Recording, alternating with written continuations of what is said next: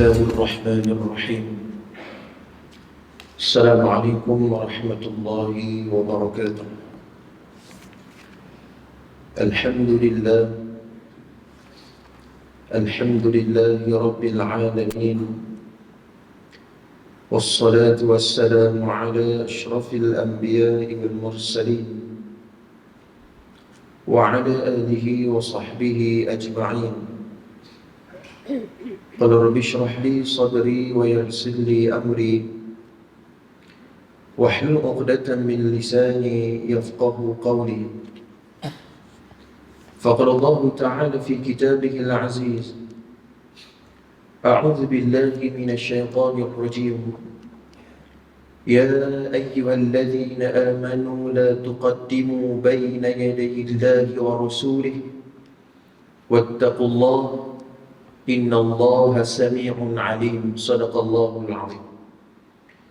Yang bermaksud, wahai orang-orang yang beriman, janganlah kamu memandai-mandai melakukan sesuatu perkara sebelum mendapat hukum atau kebenaran daripada Allah dan Rasulnya. Dan bertakwalah kamu kepada Allah, sesungguhnya Allah Maha mendengar lagi Maha mengetahui. Surah Al-Hujurat ayat yang ke-49.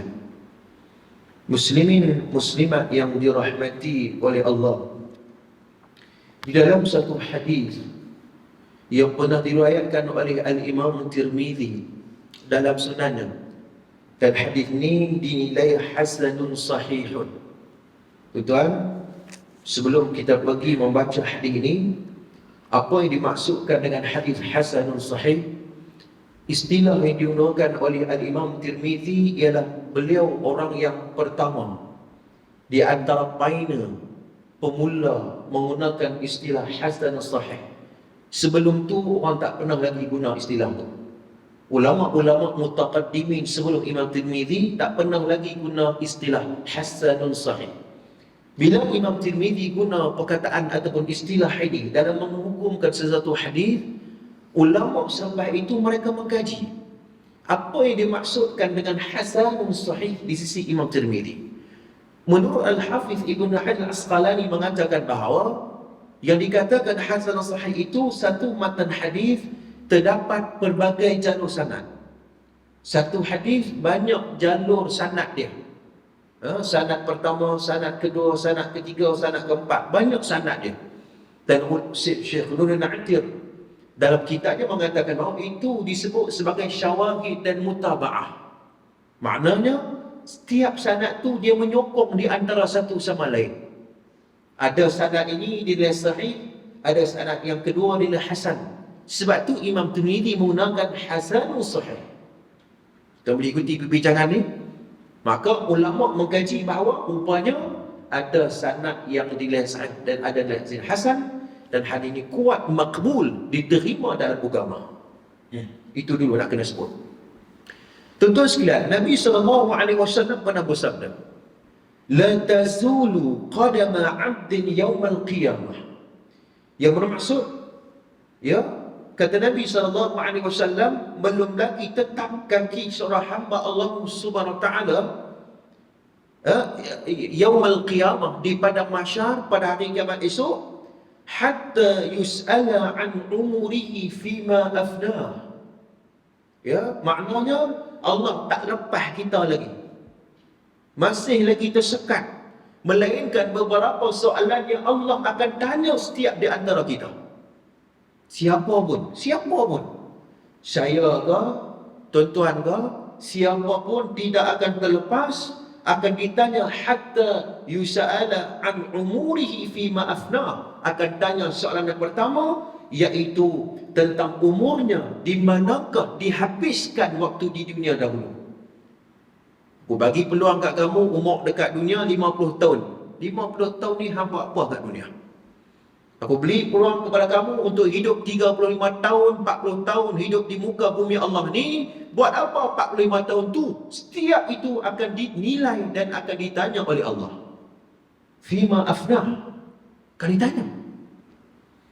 Wa an ilmihi fima fa'ala fihi, Dan juga kata Nabi SAW, soalan yang kedua iaitu tentang ilmunya, kepada apakah dia pergunakan. Pertama, ilmu itu sendiri. Hang mengaji ilmu apa kat dunia? Ke tak mengaji langsung? Main dia, kalik dia, sampai tak ada langsung untuk dia menambah ilmu pengetahuan, apatah lagi dalam urusan akhirat dia. Nah, pertama Allah tanya, mengaji tak? Yang kedua, Allah tanya, ilmu yang hang dapat ni hang guna untuk apa? Ya, adakah untuk kepentingan diri, adakah untuk kedudukan diri, ataupun untuk memberi pencerahan kepada ummah? Sebab tu Imam Ghazali habaq kat kita dalam Ihya Ulumuddin, ulama ni pun dua-dua. Ulama hak nak jaga payung nasi dia, ataupun ulama yang bercakap di atas ilmu dan kebenaran. Ulama tu ada dua ulama. Nak pilih yang mana satu? Nah, baik ilmu dan kepada apakah dia pergunakan. Dengan ilmu yang dia ada tu, dia guna untuk apa? Itu akan ditanya oleh Allah. Kemudian kata Nabi SAW, wa fima anfaqahu wa an malihi min aina aktasabah. Iaitu tentang harta yang di mana dia peroleh dan ke manakah dia dibelanjakan tentang harta tersebut. Maknanya harta tu dia ambil, cari daripada mana? Sumber dia itu halal ke haram ke? Kemudian bila dapat harta, dia belanja ke mana dah? Ada dia belanja pembaziran, ada belanja yang tidak, maknanya yang tidak memberi manfaat kepada dia. Semua itu akan ditanya oleh Allah. Wa ma fi anfaqahu, dan juga apa yang dia sebarkan. Maknanya harta tu akan dilihat. Wa an jismihi fima ablah, dan juga tentang tubuh badannya, apakah yang dilakukan kepadanya. Allah bagi kat kita peluang kesihatan, boleh kita hidup di muka bumi Allah Subhanahu Wa Taala. Allah akan tanya esok, waktu sihat dulu hang buat apa? Waktu sakit mungkin ada rukhsah dalam agama. Ya, ada rukhsah dalam agama orang yang sakit ni. Orang yang tak boleh berdiri, tak boleh solat berjemaah dan sebagainya, ada rukhsah, ada maratib dia. Ada maratib dia. Maknanya ada tingkatan-tingkatan dia. Orang sakit ni pun, kalau main sakit sikit ya, tunggu dia tak bayar apa. Dia kata sakit rukhsah Ustaz, mengaji tak mana ni. Maknanya kesihatan kita, tubuh badan kita itu Allah SWT akan tanya di mana kita, apa yang kita buat dan sebagainya. Tuan-tuan dirahmati oleh Allah, apa pengedah ringkas daripada hadis ni? Nombor satu, sebab kita nak baca sirah. Nombor satu, hadis nak beritahu kepada kita bahawa seluruh kehidupan kita ini, umat Islam jangan kita sia-siakan. Baik dari sudut ilmu, umur, kesihatan, tubuh badan dan masa kita, jangan kita sia-siakan. Sibukkan diri kita ini dalam urusan al-a'malus salihah, dalam urusan ilmu, dalam urusan dakwah, dalam urusan mengajak orang ke arah kebaikan. Mudah-mudahan semua itu akan dinilai dan dikira oleh Allah SWT sebagai amal ibadah. Sebab tu Nabi pernah baca satu doa, hadis yang direkodkan oleh Imam Muslim, Allahumma inni a'udzubika min ilmin la yanfa' wa min qalbin la yakhsha' wa min nafsin la tashba' wa min da'watin la yustajabu laha. Hadithun sahih riwayat Imam Muslim. Nabi angkat tangan minta doa kepada Allah, ya Allah, ya Tuhanku, aku berlindung denganmu ya Allah daripada ilmu yang tidak bermanfaat. Kita nak, walaupun kita ni mengaji tak tahu mana, tapi mau ngaji ya. Bukan tak mau ngaji, mau ngaji tapi tak tahu mana, biasalah. Dengan kesibukan dan sebagainya, kita minta kepada Allah sebab ilmu yang kita dapat ini ilmu yang bermanfaat untuk kita dan untuk urusan akhirat kita. Kita tak mau ilmu tinggi saja tapi akhlak tidak ada, ya, apatah lagi dia gunakan ilmu untuk jalan kebatilan dan sebagainya. Wa min qalbin la yakhsha, ini hati yang tidak khusyuk kepada Allah. Semakin tinggi ilmu kita, semakin kita ni kuat mengaji, sepatutnya semakin khusyuk dan tenang, bahagia kehidupan kita ni. Wa min nafsin la tashba, ya Allah, dan juga nafsu yang tidak pernah kenyang. Kita minta doa kepada Allah supaya nafsu yang ada diri kita ni dididik dengan payungan dan siraman Al-Quran dan hadis Nabi SAW. Kemudian wa min da'watin la yustajabu laha, ya Allah, kau lindungilah aku daripada doa yang tidak diperkenankan olehmu, ya Allah. Jadi doa yang mustajab. Kita nak kehidupan kita begitu. Mudah-mudahan mukadimah ringkas itu memberi manfaat yang banyak kepada kita, insya-Allah. Tuan sekalian, kita sambung pembacaan sirah kita pada malam ini, Ar-Rahiqul Makhtum Mubarak Furi, iaitu pada bab yang ke-14. Muka surat 195. Betul ke? Kau saya ke belakang, ke depan. Boleh kan? Baik. Bab yang ke-14, muka surat 195. Ni tajuk dia, iaitu tahap ketiga, marhalatus tsalitsah. Peringkat yang ketiga, yakni dakwah di luar kota Mekah. Seperti mana kita belajar sebelum ni, dakwah ni ada beberapa peringkat. Peringkat pertama, dakwah secara sir, secara rahsia, 3 tahun, salah satu sanawat. Kemudian Nabi berdakwah secara jahar. Turun Al-Quran, ya ayyuhal muddaththir qum fa'anzir wa rabbaka fakabbir. Turun saja ayat itu membawa arahan daripada Allah supaya dakwah ni bukan untuk kamu saja Muhammad, bukan untuk kaum kerabat kamu saja, bangkit cerita ke orang sama. Dakwah secara jahar. Kemudian marhalah yang ketiga, dakwah di luar kota Mekah. 2 peringkat awal itu dalam kota Mekah saja. Bila mana orang Mekah tolak Nabi, buang Nabi dan sebagainya, maka Nabi keluar, berhijrah, pergi keluar kota Mekah untuk menyebarkan Islam. Sebab tu dalam Nas Al-Quran Allah sebut, yastabdil qauman khairakum. Apabila sesuatu kaum tidak menerima kebenaran itu, Allah akan tukar satu kaum, satu kumpulan yang nak benda tersebut. Sebab tu dalam soal agama jangan kita jual mahal. Bila kita jual mahal, kita yang rugi. Kita sebenarnya yang rugi. Bila orang ajar untuk memudahkan untuk dia buat urusan kebaikan dan sebagainya, kita jangan tolak. Ataupun kita ni jangan jual mahal dengan urusan-urusan kebaikan ini. Ambil dan sahutlah. Dan kita tidak tahu mana satu amalan yang benar-benar ikhlas dan diterima oleh Allah SWT.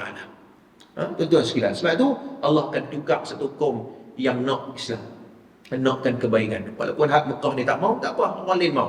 Kita tengok tuan-tuan. Baik, kunjungan dakwah ke Taif. Taif ni tak mau, tak apa dulu. Ada muka surat yang seterusnya nanti kita akan jumpa. Siapa yang menerima dakwah Islam? Pada bulan Syawal tahun ke-10 kenabian. Mana umur Nabi pada waktu ini ialah 50 tahun. Jadi kalau orang tanya kita, umur Nabi 50 tahun apa yang berlaku? Ini cerita dia. Umur Nabi 50 tahun pada bulan Syawal, bertepatan dengan akhir Mei atau pada awal Jun tahun 619 Masihi. Kita tolak 2023, tolak 619, lebih kurang dalam 1400 begitu. Ya, jarak daripada berlakunya peristiwa ini dengan zaman kita. Nabi SAW pergi ke Taif yang jauhnya kira-kira 60 batu dari kota Mekah.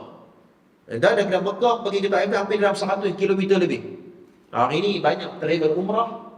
Dulu tak apa terkenal sangat, tapi lah ni banyaklah travel umrah yang pergi bermalam di Taif.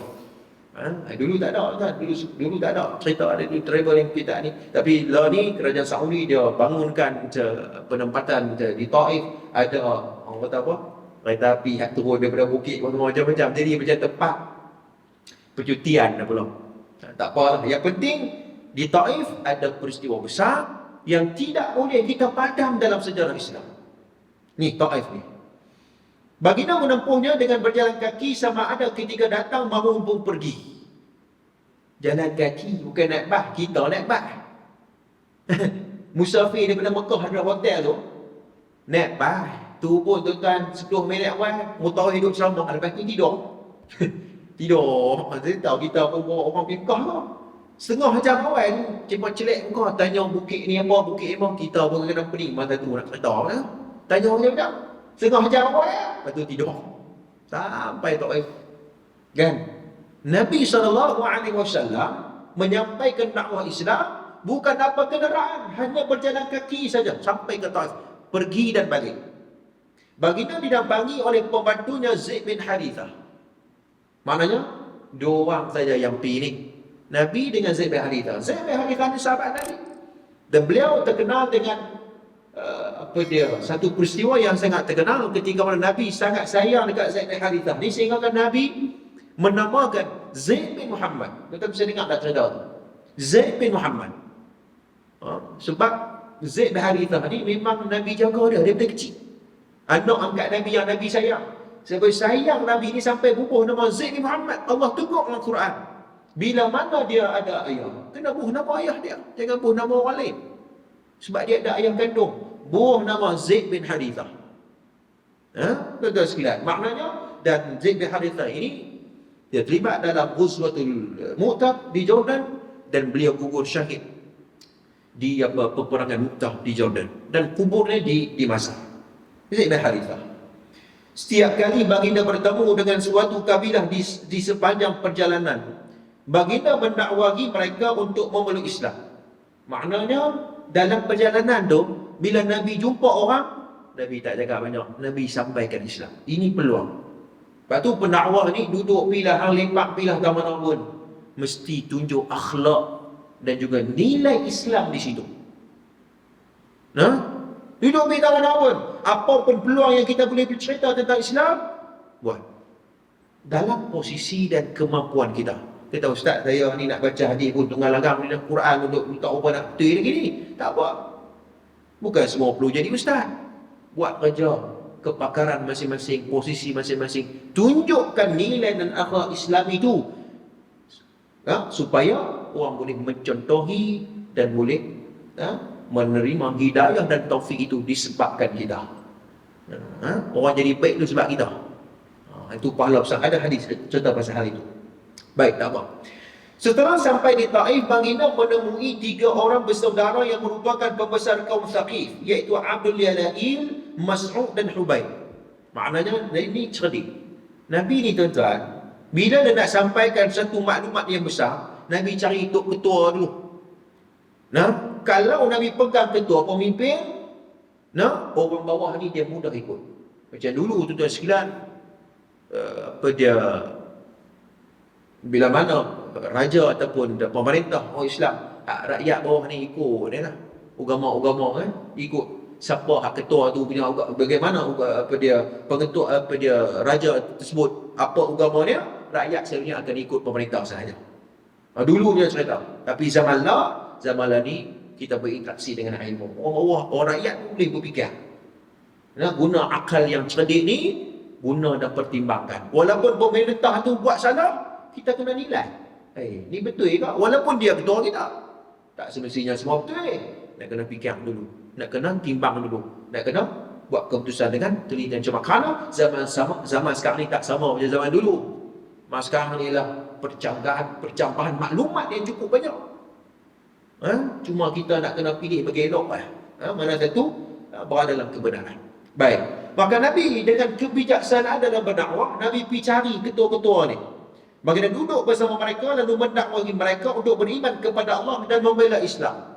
3 ni kira ketua kampung Ketua kampung dekat Taif tu lah. Pemimpin yang ramai pengikut di situ. Salah seorang daripada mereka berkata, semestinya Allah telah mengoyak kain penutup Kaabah jika memang Allah mengutuskan kamu. Dia pengali Nabi. Nabi mai 100 km berjalan kaki. Patutnya kalau hang tak suka, hang tolak dengan baik. Ni tak, dia pengali. Ni kalau orang nak jadi masalah di sudut hati ni tuan-tuan. Bila tetamu mai jauh ni, kita hormat dia, ataupun kita kata saya tak setuju dengan pendapat tuan dan pendekatan tuan dan kami masing dengan sebagainya. Tak ada masalah. Tapi tak, dia guna pendekatan perli. Lepas tu tuan-tuan, saya ada beberapa, saya melihat di medsos Anus Perdana pada hari ini. Kadang-kadang ustaz ni, bila dia nak respons satu perkara, walaupun dia duduk dalam satu kumpulan yang saya kira bahawa kumpulan yang benar, namun cara dia tu tuan-tuan tak setuju. Saya kata, ustaz ni cakap betul dah ni, tapi cara ustaz tu duk menyindir, duk perli, tak payah. Ustaz gunakan ilmu ustaz, cerita dengan betul, masyarakat akan terima dengan baik. Tapi kalau ustaz guna dengan akhlak yang tidak baik, menyindir, apatah lagi mengata dan mengeluarkan ucapan-ucapan yang kesat, walaupun ustaz cakap benda tu betul, tapi orang tengok bagaimana sikap dan juga akhlak itu. Ini dua benda yang berbeza. Maklumat yang dia sampaikan dan juga akhlak yang dia pamerkan kepada masyarakat. Saya tegur tak? Saya tanya, ustaz jangan buat macam tu. Sayang, ustaz ilmu tinggi ni.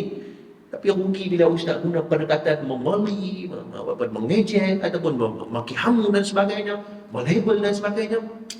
Rugi benar. Rugi sebagai seorang dai. Bawa kedua-dua perkara ini, masyarakat akan terima dengan baik. Ini di antara perkara yang kena ambil penting. Tuan-tuan sekalian, pada hal tersebut ni, mereka mengatakan bahawa, dan salah seorang di antara mereka mengatakan bahawa, adakah Allah tidak dapat mendapat orang lain selain daripada kamu? Maknanya berkata apa? Ni, tak ada Rasul lain ke yang Allah nak utuskan selain daripada kamu, wahai Muhammad? Oh, nak mempelekehkan Nabi SAW, nak jatuh kredibiliti. Tak ada orang lain ke apa? Takkan anggap jadi Rasul. Nah, ini antara perkara yang dipelekehkan, diperjatuhkan kredibiliti. Itu asam garam bagi pendakwah. Yang dalam kisah ini Nabi terima secara real di hadapan pemimpin-pemimpin Taif ini. Dan orang yang ketiga pula mereka mengatakan, wallahi demi Allah, aku tidak akan bercakap denganmu untuk selamanya. Dia tak mau cakap lagi. Dia aku tak mau tengok muka hang, aku tak mau sembang dengan hang langsung. Patutnya dengarlah dulu. Ni nak dengar pun tak mau dah. Patutnya zaman lah ni tuan-tuan, bila orang cerita berbeza dengan kita, telinga tu dengar dulu. Nah, salah ke betul ke? Fayastabi'una al-qawla fayattabi'una ahsana. Ni Quran ajar. Ni awal-awal hang tolak tutup buku, nak bicara balik. Itu tak betul. Quran ajar. Dengar dulu. Kalau tak faham, tanya dulu orang yang alim. Fas'alu ala dhikr in kuntum la ta'lamun. Rujuk orang yang dalam bidang tersebut. Jangan awal-awal kita tolak turis. Kerana ia menutup pintu ilmu. Betul sekali. Sebab tu dalam hal ini, Nabi tak cerita lagi tentang Quran, tentang Islam, sejarah dan sebagainya. Terus dia kata, aku tak mau sembang dengan hang. Sebab apa? Jika kamu memang benar seorang Rasul, pasti kamu lebih mampu menolong dirimu sendiri daripada dibantu oleh kata-kataku. Oh, maknanya apa? Dia ingat bila hang jadi Rasul ni, sepatutnya orang ramai akan ikut hang, berbondong-bondong akan ikut hang. Kan? Jadi dia tak faham. Dalam surah Al-Kahfi, ana basyarum mithlukum yuha ilaih. Allah SWT utuskan Nabi SAW di kalangan bashar, di kalangan manusia, supaya kita boleh tiru, kita boleh contoh. Sebab tu peperangan dalam Islam, Nabi berbincang, Nabi menganalisis, Nabi menyusun strategi untuk menang peperangan tersebut. Kalau pakai hujah orang pemimpin yang ketiga ni, dia kata apa? Dah hang Rasul, lepas tu hang angkat tangan minta doa kat Tuhan, tu menangkan saja. Tapi Nabi berdoa, tetap berdoa. Namun Nabi tidak menolak ikhtiar dan usaha sebagai manusia. Ini penting.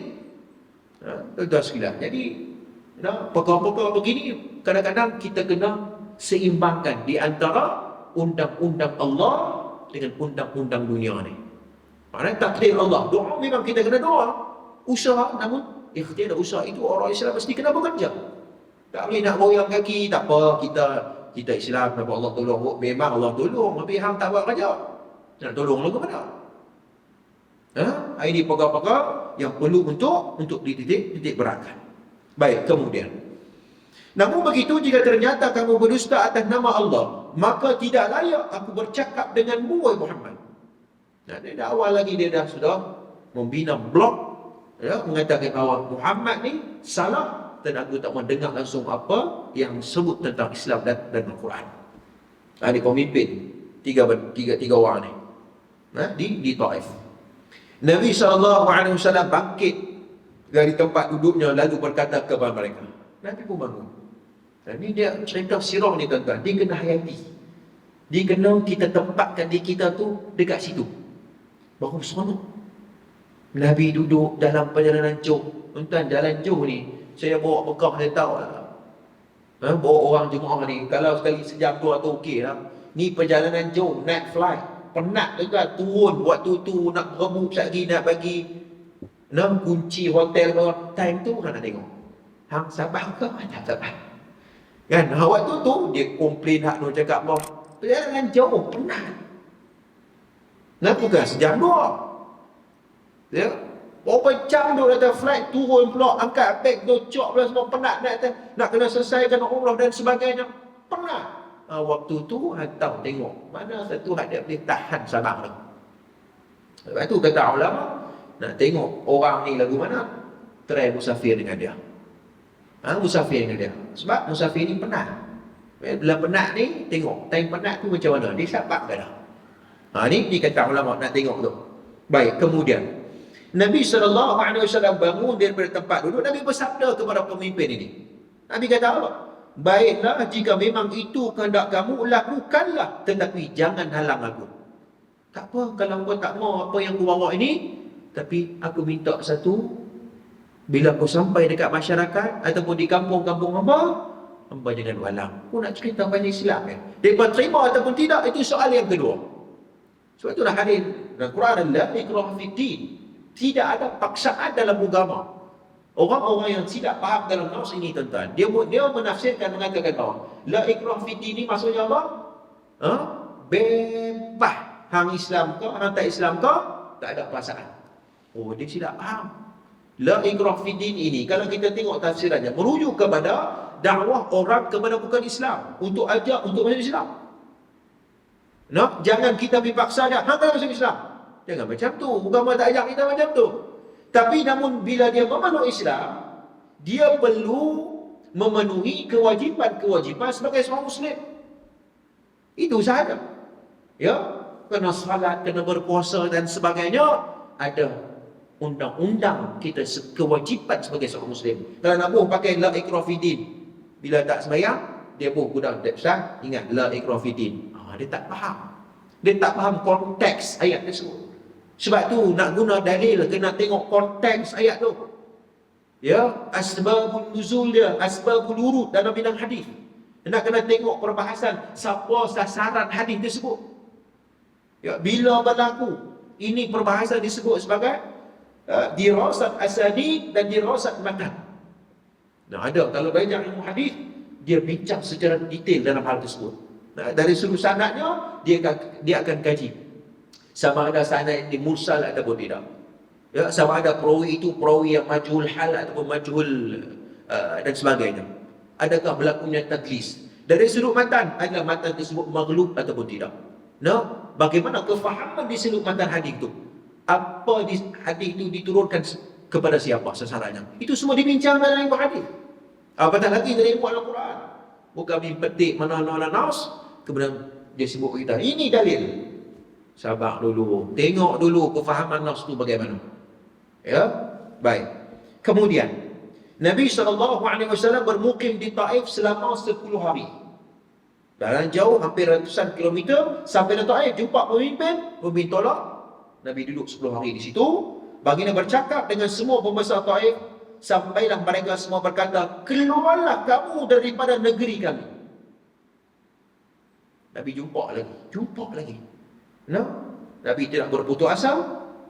Ya, Nabi jumpa lagi, mudah-mudahan adalah orang yang menerima Islam di sini. Ya, namun mereka tegas, kami tak mau langsung dengar pasal Quran, dengar pasal Islam, pergi balik. Kami tetap dengan agama kami. Mereka menghasut seluruh rakyat Taif untuk mengusir baginda. Ini pemimpin yang lama saya guna pakaian dungu. Dungu ni maknanya dia tak pedih. Dengar dulu orang yang berbeza itu, baru buat pertimbangan dengan baik.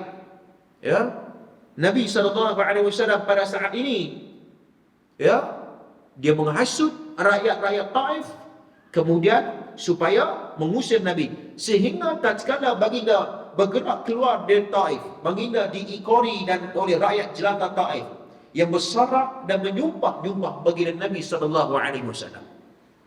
Nabi dah mula nak keluar daripada negeri Taif.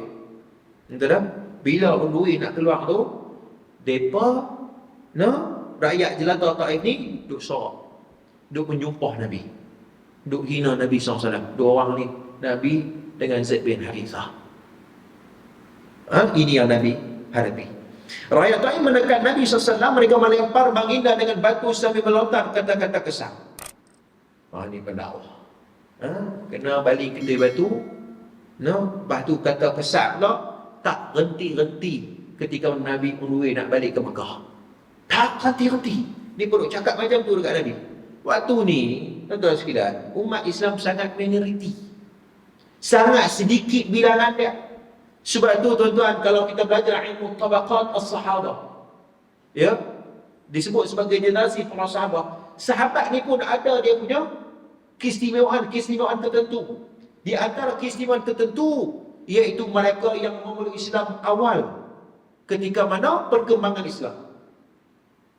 Awal-awal Islam tu, as-sabiqun awwalun ni, zaman-zaman ni.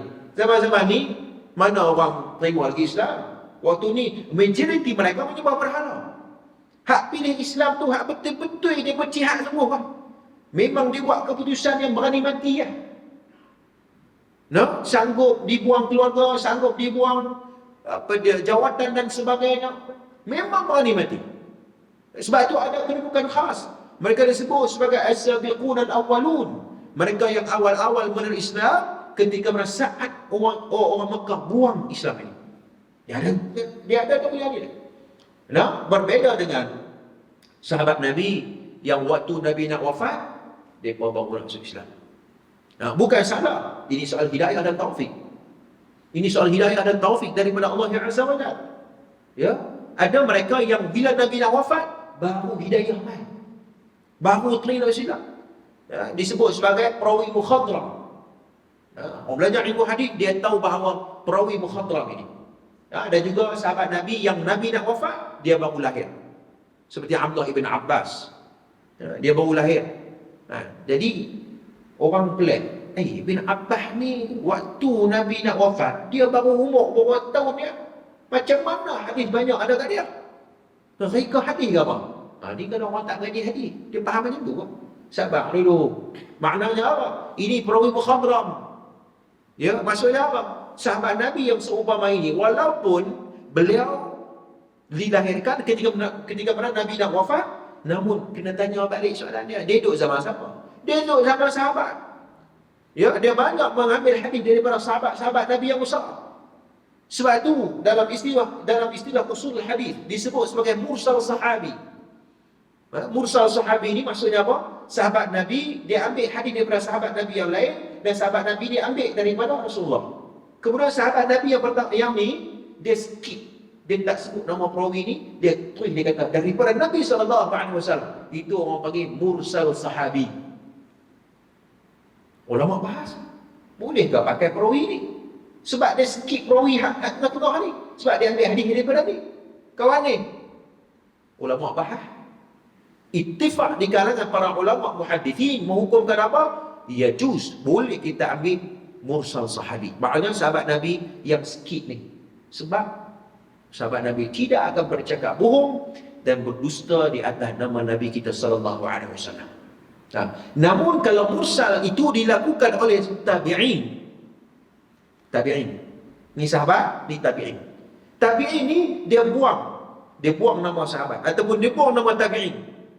Kan? Dia langkau. Yang ni ada perbincangan. Mursal yang dilakukan oleh tabi'in, yang ni ada perbincangan.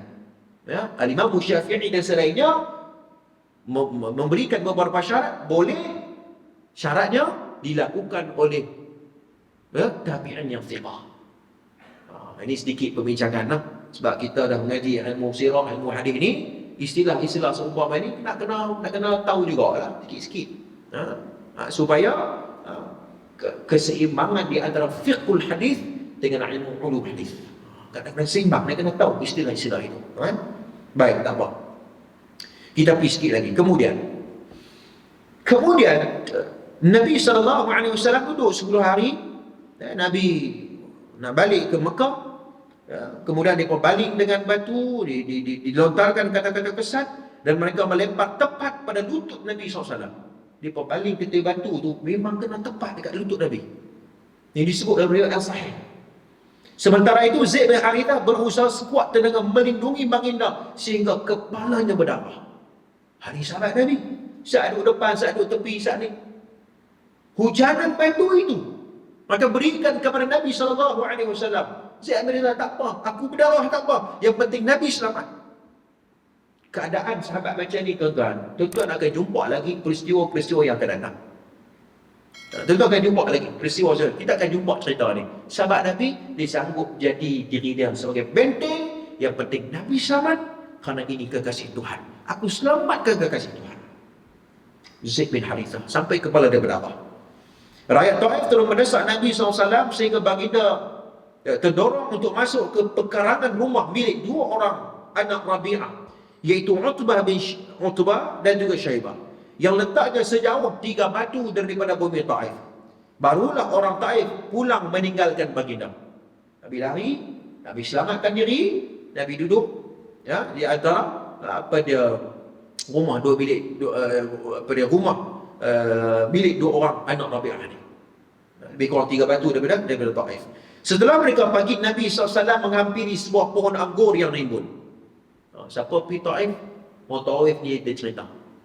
Ada satu Facebook, Muallim Al-Madinatul Al-Munawwarah. Facebook tu bagus. Dia bahasa Arab lah. Facebook ni dia cerita pasal apa? Dia cerita tentang tempat-tempat bersejarah.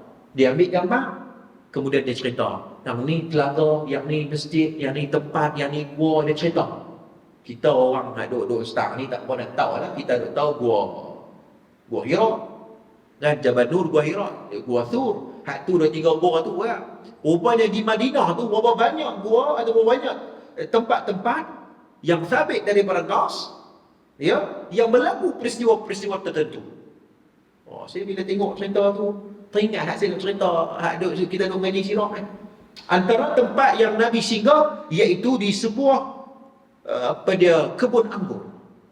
Kebun anggur, dan Nabi duduk di sebuah pohon anggur yang rimbun.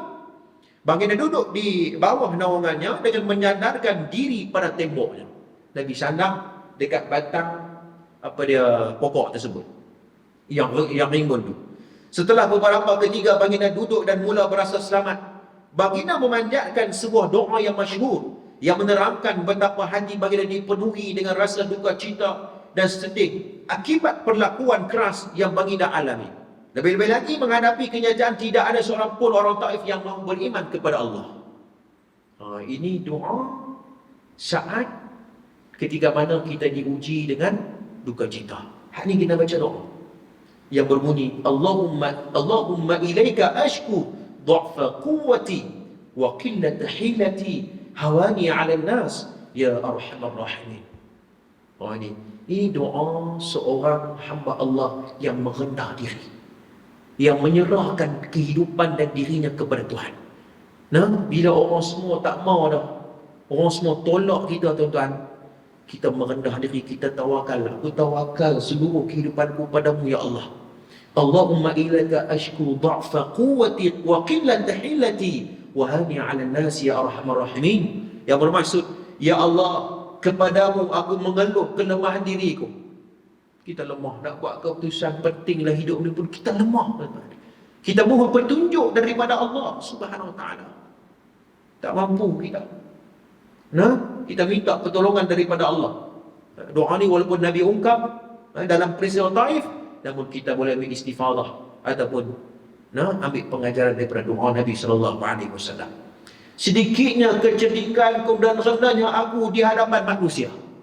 Mana aku ni tak pandai ya Allah, aku ni tak ada apa ya Allah, aku ni lemah ya Allah.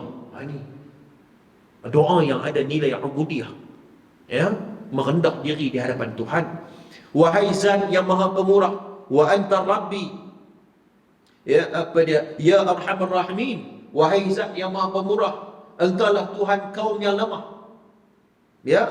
Rabbul mustad'afin, wa anta Rabbi ila man takiluni ila ba'id, yatajahamuni am ila aduwin mallaktahu amri illam yakun bik alayya ghadabun fala ubali. Kepada siapakah engkau menghantarku? Kepada orang jauh yang bermuka masam kepadaku, ataukah kepada musuh yang dapat menguasai urusanku? Ini maknanya Nabi seolah-olah merintih kepada Allah. Ya Allah, seolah-olah Nabi nak berkongsi rintihan ini, berdoa kepada Allah apa yang Nabi hadapi. Kau yang macam mana ni yang Tuhan bagi, yang kau bagi kepada aku ni? Situ masuknya. Sukarnya mereka menerima hidayah, sukarnya mereka menerima kebenaran ini. Ni. Sesungguhnya aku tidak peduli asalkan engkau tidak marah kepada aku. Ini penting. Tuan ingat ucapan ini. In lam yakun bika alayya ghadabun fala ubali. Aku tak peduli ya Allah, walaupun semua tak suka dekat aku. Ini maksudnya nak bagi senang faham. Walaupun semua menolak aku, menolak kebenaran dan sebagainya, yang pentingnya sekali adalah engkau tak marah kepada aku ya Allah. Ini penting. Kalau Tuhan marah kita, walaupun semua sayang kita, orang sanjung kita, orang puji macam-macam, orang buh gelaran macam-macam, tapi sebenarnya Tuhan tak suka kat kita pun. Yang ni yang Nabi ajak kat kita jangan jadi macam ni. Nabi nak ajak kepada kita bahawa walaupun orang tak suka, tak buat, aku buat macam betul. Yang penting Tuhan suka kat kita. Itu yang Nabi nak tanam dalam doa ni. Dan ini kerana kurniaan kesihatan yang kau limpahkan kepada aku sangat luas. Aku berlindung dengan cahaya wajahmu ya Allah. A'udzu bika binuri wajhika alladhi asyraqat lahu adh-dhulumat. Dan yang mengalahkan semua kegelapan, dan dengannya urusan dunia dan akhirat menjadi baik. Maknanya kalau engkau kasih kepada aku, engkau sayang kepada aku, dunia dan seisinya akan jadi baik kepada aku. Maknanya Tuhan. Dakwah ilallah, bukan dakwah untuk kepentingan itu. Dakwah ilallah. Sebab tu beberapa kali tuan-tuan, kalau kita mengaji ilmu sirah ni sungguh-sungguh tuan-tuan, faham sungguh-sungguh pengajaran yang kita boleh ambil ni tuan-tuan, para pendakwah ni sebenarnya tujuannya untuk bawa masyarakat dan umat terus kepada Tuhan. Bawa untuk kenal Tuhan, bukannya untuk angkat diri ni. Tuan-tuan, sebab ada pendakwah ni tuan-tuan, dia nak angkat diri tu. Duk cerita kelebihan-kelebihan itu, tak payah. Suatu ada satu kitab yang disitu tentang ketokohan Abdullah ibn Mubarak. Ini seorang tokoh ulama hadis yang cukup hebat, alim zuhud, akhlak yang cukup tinggi. Tuan-tuan, Abdullah ibn Mubarak rahimahullahu ta'ala, beliau sedaya upaya untuk menyembunyi kelebihan yang ada pada diri dia. Kalau boleh orang tak tahu tak apa. Sembunyi, dia cuba sembunyi kelebihan yang dia ada. Bahkan ada sebagian riwayat yang sahih cerita tentang ketika Abdullah bin Mubarak seorang alim yang besar. Orang kenal, siapa yang belajar dengan dia tahu. Lihat Zadul Ma'ad, lihat pada Sirah Alam, lihat Taqribut Tahdzib dan sebagian kitab-kitab rijal. Ibn Mubarak ulama yang thiqah, alim zuhud. Ketika mana dia menuju ke masjid untuk melaksanakan solat asar. Bila dia duduk dekat, dia tunggu solat asar, dia berzikir, dia menghadap kiblat, dia berzikir kepada Allah sampailah masuk waktu maghrib. Tak seimbang apa? Kezuhudan dan sedaya upaya untuk menyembunyikan amalannya. Aina tuan-tuan. Sebab itu kena tiru panggil pendakwah yang seumpama ini. Jangan kita tertipu dan pendakwah yang mengajak untuk mengangkat dan mengagung diri dia. Wal'iyadzubillah. Lihat sirah. Bagaimana Nabi SAW mengajar umatnya bahawa untuk kembali kepada Tuhan, supaya engkau tidak menurunkan kemarahanmu kepada aku atau menghalalkan kemurkaanmu kepada aku. Yang penting Allah tak marah, aku tak marah, walaupun semua tak suka dengan aku. Hanya engkaulah yang berhak menegur hingga engkau reda ya Allah. Sesungguhnya tidak ada usaha dan kekuatan melainkan atas izinmu ya Allah. Hatta tarda wala haula wala quwwata illa bik. Ini doa Nabi SAW. Sebab tu bila mana kita diuji dengan duka cita, sengsara dan sebagainya, tuan buka lah muka surat 196 ni, tuan baca doa ni. Nabi pun pernah hadapi duka cita yang sama. Kemudian Nabi merintih, merendah diri. Nabi mohon bertawakal seluruh kehidupannya kepada Allah SWT, dan Nabi meneguhkan tawakalnya kepada Allah yang Azza wa Jalla. Ini doa yang Nabi ajar dalam kita sebagai seorang umat Islam. Baik. Dan kalau dua orang anak Rabi'ah tadi melihat Nabi SAW, muncul rasa hibah di atas mereka. Dia panduk perhati ya. Mereka memanggil pembantu mereka yang beragama Nasrani, iaitu Adas. Bila mereka tengok, mereka tak kenal ni. Mereka tak kenal. Dulu mana ada Facebook, tak ada TikTok, tak ada Instagram, dia tak ada video, tak ada. Zaman tu tak ada. Dia kata, ini kedatangan Muhammad ke negeri Taif, tak ada. Mereka tak kenal. Dan ada beberapa perkampungan dia memang tak kenal pun. Muka Muhammad ni siapa Muhammad ni, dia tak kenal. Bila mana dia keluarga Rabi'ah ni tengok macam tu, ya, dia bilang, kesan ni bukan orang sini, tengok ni orang musafir ni. Kemudian mereka mengarahkan seorang pembantu, dia agama Nasrani, ya, nama dia Adas. Tukang kebun. Dia tukang kebun dia. Bukan pemimpin besar, bukan hartawan, bukan apa. Dia hanya tukang kebun anggur. Dia benar Adas yang beragama Nasrani. Dia pakahkan Adas. Hang ambillah beberapa setandangan anggur ni dari pohon tersebut dan bagi kat lelaki tu. Ku tengok kesian dia. Dia bukan orang kampung sini. Tengok penat dia. Bagi kat dia. Adas. Tuan-tuan, rupanya Adas ni Allah bagi dekat dia, tuan-tuan, satu pertemuan dengan kekasih Tuhan. Bukan orang biasa. Hak dia bagi anggur tu bukan orang biasa. Dia Rasulullah. Atas. Dia bagi. Baik. Anda segera melaksanakan perintah yang diberikan kepada, lalu meletakkan sedangan anggur di hadapan Nabi SAW. Mendadah tangan Nabi, kemudian Nabi mendadah tangan di hadapan anggur itu sambil mengucap Bismillah dengan nama Allah. Sebab tu sebahagian orang tanya, Ustaz, nak baca doa makan lagu mana? Bismillah, qul bismillah. Kemudian doa yang diajar oleh para asatidz, Allahumma barik dan sebagainya. Tapi jangan lupa bismillah, kerana Nabi SAW tapi dan sahih bismillah. Namun nak lapis dengan doa-doa yang lain tidak ada masalah. Dan bismillah itu yang sangat yang membedakan di antara seorang Muslim dia makan satu perkara dengan orang yang dia tidak mementingkan ajaran Nabi SAW. Kalau lapar Nabi dia lupa bismillah. Tapi ada ulama ajar kepada kita, kalau lupa bismillah ya awal wal akhir. Kalau kita lupa baca doa ni, nak pun bismillah. Kemudian Nabi makan. Nabi baca bismillah, kemudian Nabi makan. Mendengar ucapan tersebut, Adas tanya Nabi, sesungguhnya ucapan itu tak pernah langsung aku dengar dekat negeri ni, dekat kampung ni. Dia orang tukang kebun dia. Bukan tahu apa mengaji apa pun tak ada ni. Dah aku tak pernah dengar ni ungkapan sebelum nak makan baca bismillah ni. Sepanjang hidup aku duduk kat kampung ni tak pernah aku dengar bila nak makan baca bismillah. Adas tanya. Kemudian Nabi bertanya, kamu datang daripada negeri mana dan apakah agama kamu? Nabi tak abang lagi. Nabi bina hubungan. Ini penting. Nak cakap benda besar, nak tarik orang untuk ikut kita, bina hubungan dulu. Jangan kita membina tembok penghalang di antara kita. Sebab itu beberapa kali tersebut pendakwah ni, benda maklumat dia nak sampaikan, pertama, yang kedua, jangan bina tembok. Gunakan ijtihad, gunakan pendekatan untuk merampakkan soft di kalangan umat Islam. Baru ni semalam berjumpa dengan supervisor saya tesis.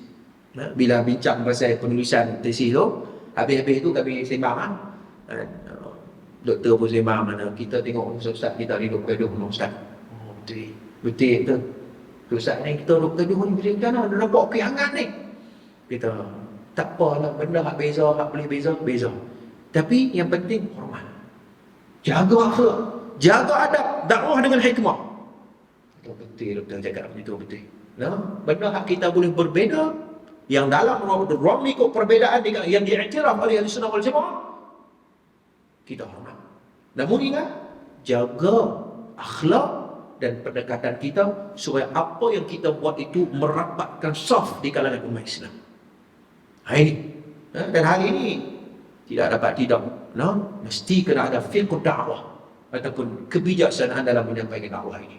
Nabi SAW hari ini kami bina hubungan dulu dengan Anas. Tanya dia, hang mai daripada mana asal ni dan apa agama hang. Kemudian ada yang kata, aku beragama Nasrani. Agama Nasrani pada waktu ini luas. Di Rom, mereka beragama Nasrani. Minta maaf, di Syam. Di Syam pada waktu ini masih lagi beragama Nasrani. Ya, begitu juga kerajaan Habsyah, Najasyi, dan maknanya mereka banyak yang beragama Nasrani pada waktu ini. Pada waktu tersebut. Sebab tu kena ingat, ada beberapa perkara yang mereka ambil ketulan berhala di negara Syam ketika kita dahulu, kerana pada waktu itu adalah ramai mereka yang ada juga sebuah berhala dan ada juga mereka yang beragama Nasrani. Begitu juga Rahim Al-Bahirah dan sebagainya. Mereka beragama Nasrani, Ahlul Kitab. Ya, baik. Dia kata, aku beragama Nasrani dan aku berasal daripada Ninawa. Nama pun lama bercerita hari 1400 tahun dulu bercerita ni. Ninawa kata dia. Kemudian ternyata dari negeri seorang lelaki yang saleh yang bernama Yunus bin Matta. Nabi tanya tu, Nabi beritahu tu. Dia kata, hamai daripada negeri ni yang dulunya ada orang saleh yang bernama Yunus bin Matta. Siapa Yunus ni? Nabi Yunus alaihi wassalam yang dimakan dengan ikan nun tu. Yang dimakan dengan ikan nun, kemudian Nabi Yunus baca doa, La ilaha illa anta subhanaka inni kuntu minadh dhalimin. Dan doa itu sebenarnya thabit dan dihasankan oleh al-Imam Tabari fi tafsiruhu, dalam tafsirnya. Walaupun ada sikit perbicaraan di sanad, namun ada sebagian ulama yang menghasankan sanad tersebut. Maknanya doa la ilaha illa anta subhanaka inni kuntu minadh dhalimin, dengan keberkatan tersebut Allah keluarkan Nabi Yunus bin Matta daripada telan ikan nun yang besar tu. Nabi kata, hang berasal daripada negeri orang soleh tu ada seorang dulu nama Yunus bin Matta. Kemudian ada yang bertanya, apa yang Tuan ketahui tentang Yunus bin Matta? Macam mana boleh kenal Tuan tentang Yunus bin Matta? Macam mana boleh kenal? Ya, Nabi berkata, Nabi berjawab, dia itu saudaraku. Yang Yunus bin Matta adalah satu syariat. Maknanya satu pegangan, satu tauhid. Ya, satu dakwah. Ya, sama dengan aku, dia seorang nabi dan aku juga seorang nabi. Siapa kata? Nabi SAW. Nabi Yunus seorang nabi dan aku juga seorang nabi. Secara tiba-tiba Adas memegang erat kepala Nabi SAW dan mencium kepala Nabi. Batu sunnah. Apabila kita berjumpa dengan orang alim, orang saleh, sunnah cium kepala. Tapi orang Melayu kita tak buat macam tu. Kita malu, kita segan. Tapi orang Arab, dia orang alim, dia pun cium kepala. Cium kepala tu sunnah. Maknanya dengan berlakunya hal seperti ini sunnah, kata ulama fuqaha. Cium kepala tu di antara satu cara bila kita jumpa orang alim dan orang saleh, kepala dia. Kita ada hak cium tangan, ada juga hak tengok gambar hak cium kaki pun ada. Jangan benda-benda yang mendatangkan fitnah dan sebagainya. Kalau boleh, contohnya ada hak cium kaki pada, minta maaf saya sebut hari ni, kerana hati-hati benda-benda yang boleh melanggar fitrah ataupun kebiasaan kita ni. Memang fitrah tak payah. Itu sekian. Baik, ni cium kepala. Atas cium kepala Nabi SAW. Kemudian menyaksikan hal itu, salah seorang anak Rabi'ah berkata kepada saudaranya, lihatlah itu, dia merosakkan pembantumu di hadapan matamu. Dia kata, tengok, dia bawa agama baru ke apa ni? Lagi ni. Setelah Anas kembali, Utbah dan Syaibah bertanya, celaka kamu, apa yang telah kamu lakukan? Tuan dia tanya, buat apa ni Anas dekat lagi tu? Anas pun berkata, Tuan, di bumi ini tidak ada sesuatu yang lebih baik daripada lelaki itu. Tu dia, tuan tengok, sebab tu saya sebut tadi ni. Allah sebut dalam Quran, yastabdil qauman khairakum. Orang Mekah buang, tak mau. Pemimpin, 3 orang pemimpin utama dia tarik buang. Ada kedudukan tinggi. Tapi Allah pilih hidayah ni dekat atas seorang pekebun buah anggur saja. Namun dia boleh membedakan orang ni orang baik, dia seorang nabi, dan hidayah Allah pilih dekat dia. Sebab tu hidayah ni mahal. Hidayah ni mahal. Dan hidayah ni Allah boleh bagi kepada sesiapa yang dia kehendaki. May yahdihillahu fala mudhillalah wa may yudlil fala hadiyalah. Siapa yang Allah nak bagi hidayah kepada dia, siapa pun tak boleh halang. Siapa pun tak boleh bagi sesat. Siapa yang Allah nak bagi dia kekal dalam kesesatan, siapa pun tak mampu untuk bagi petunjuk dan hidayah kepada dia. Nah, seperti mana Nas yang Allah SWT sebut dalam Quran, ya, innaka la tahdi man ahbabta walakin Allah yahdi man yasha. Sesungguhnya Allah, wahai Muhammad, kamu tidak boleh bagi petunjuk dan hidayah kepada sesiapa yang kamu suka. Karena hidayah ini hak milik Tuhan. Ya. Muslimin mukminin yang dirahmati oleh Allah, takat tu dulu kongsian sirah kita malam ni. Pukul 9 dah. Dah tengok jam dah tu. Kan? Berhenti dekat tu dulu.